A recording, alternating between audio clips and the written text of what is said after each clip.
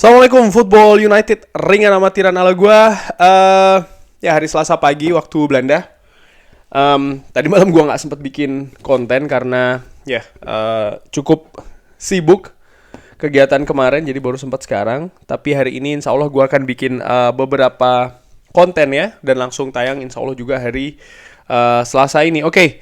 Kali ini gue ingin ngobrol ringan terkait dengan pemain Manchester United yang membela tim nasional negaranya masing-masing ya.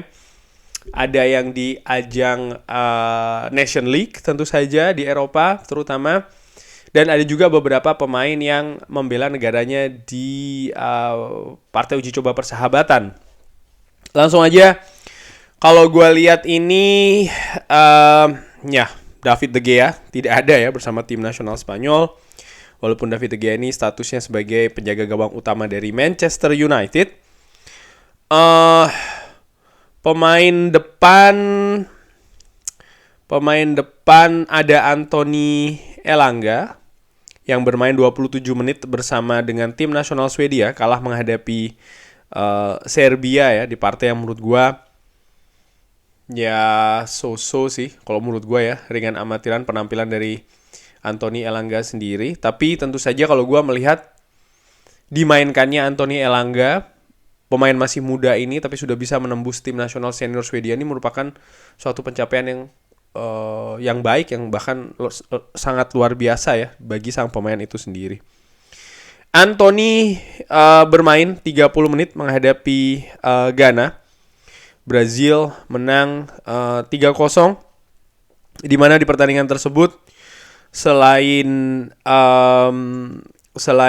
Anthony, Alex Telles yang bermain di Sevilla pun dipinjamkan di Sevilla, bermain penuh 90 menit.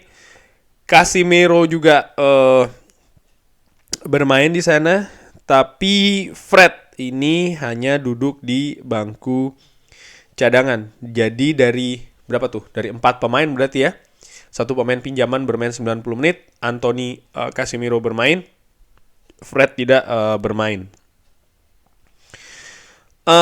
Cristiano Ronaldo bermain 90 menit ketika Portugal menang telak menghadapi Republik Ceko, luar biasa.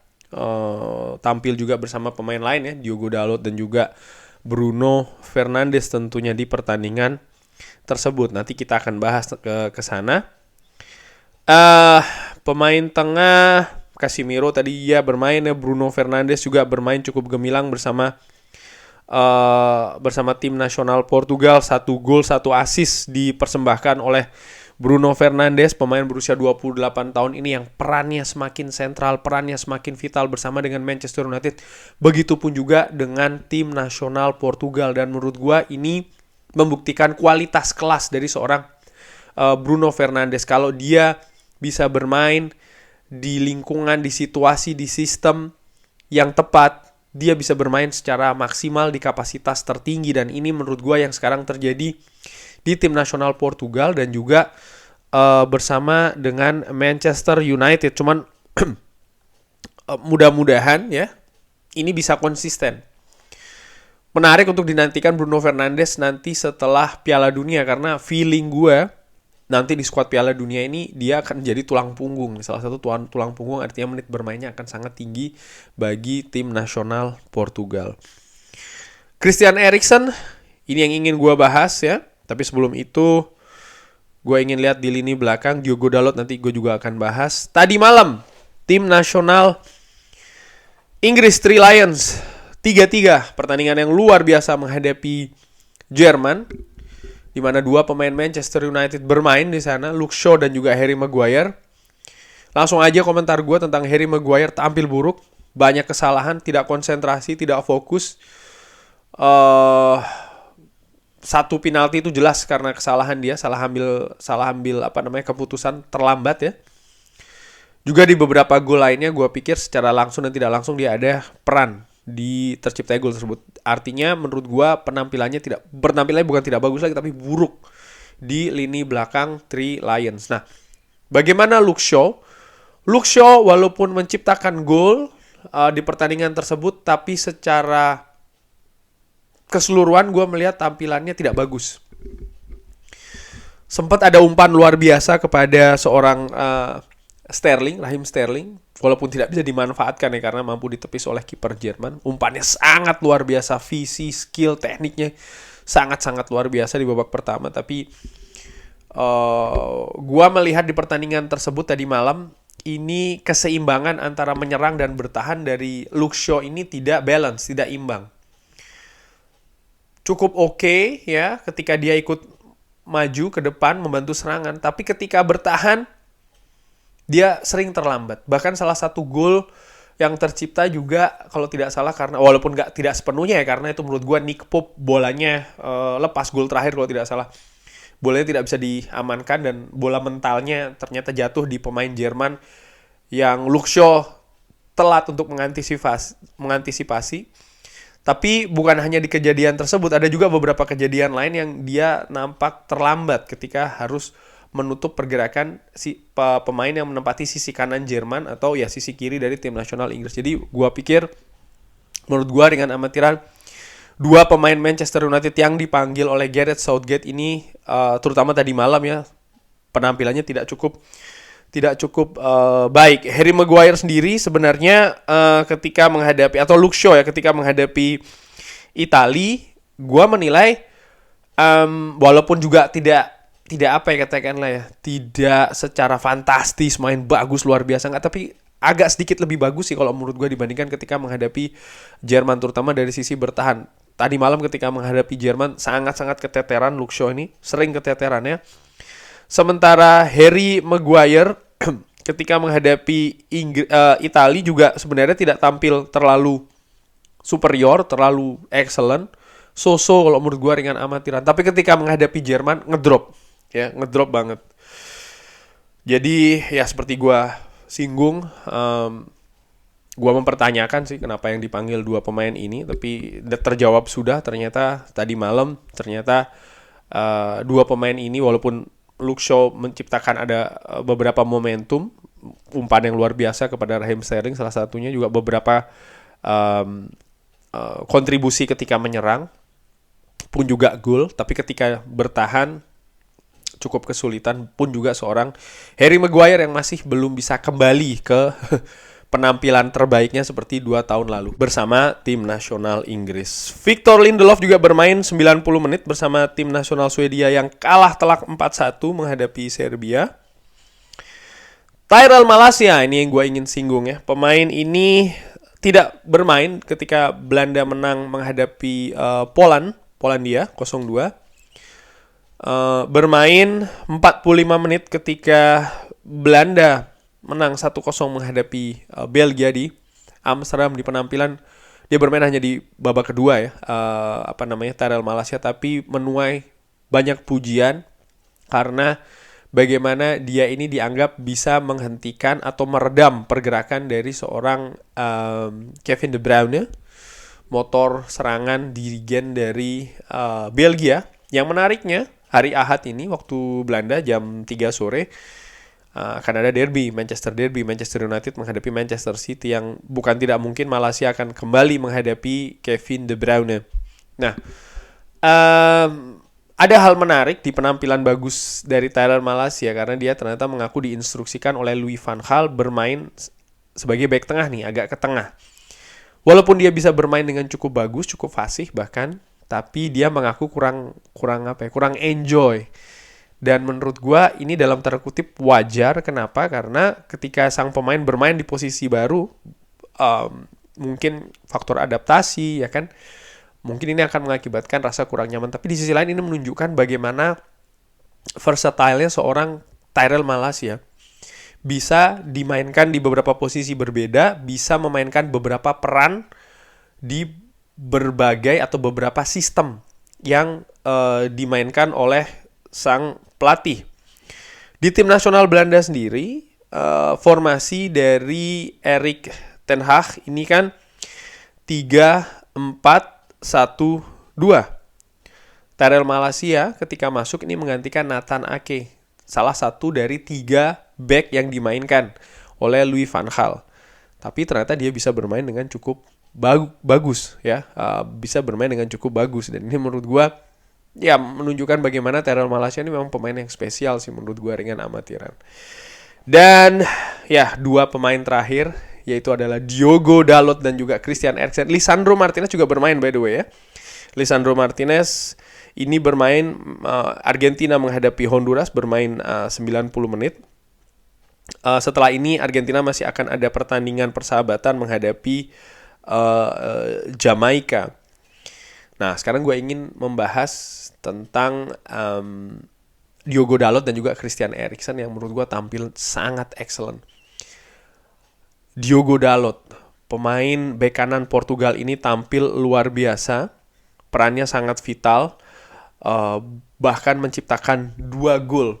Dan bukan hanya gol, tapi kontribusi di permainan, baik itu secara bertahan maupun juga secara menyerang, sangat excellent, sangat bagus menurut gue. Ini menunjukkan di sisi lain bagaimana perkembangan, baik itu dari sisi teknis ya, dari seorang Diogo Dalot ini nampak pesat. Tapi juga kepercayaan diri dari seorang Diogo Dalot ini juga mengalami peningkatan.